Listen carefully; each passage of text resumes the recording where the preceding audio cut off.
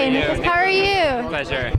Very excited about this series. What drew you the most to it? You know, when I first met Walter, the real Walter, 197 IQ, no emotional, IQ is high, no emotional quotient, so he says. I don't know if I believe it, but he swears to it. But he talked about the people that he worked with, that he works with now, who are all above genius intelligence.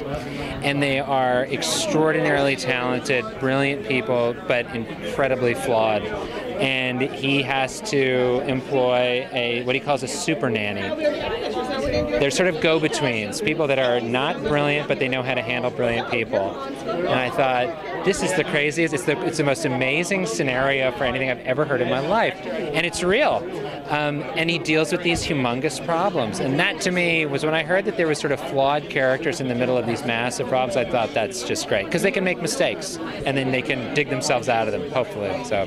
How was it doing the casting process for this as well? Because you have to you're sitting there with Walter, and you have to find somebody to play.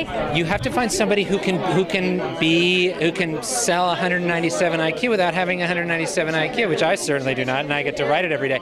But it was amazing when somebody can sort of, when you feel that sort of engagement and intelligence coming off of an actor, because you can't fake it. It's like, I've cast 100 cops and 100 lawyers, and people can either do it or they cannot. And that's what you see with Elias. When you saw it, you were like, yes, this is the guy. It's like you really, really felt it right away. So that to me was, you're like, you just when the light goes off, you're like, okay, we gotta get this guy. If you had to describe this series in about 3 words, what would you say? Genius is under fire. That's all I got 3 words. You saw 3. Genius. No, under fire. I like that a lot. Genius and Ferrari? Is that how? It's not the whole series, but there you go. The first one. For the series too, you get to explore different stories. Is there's one in particular that you're looking forward to? It's so different. Every story is very, very different as we go forward in the series, because it's not tied to any sort of real procedural element. They solve a lot of different kinds of problems. So each one of them appeals to me in a very different way.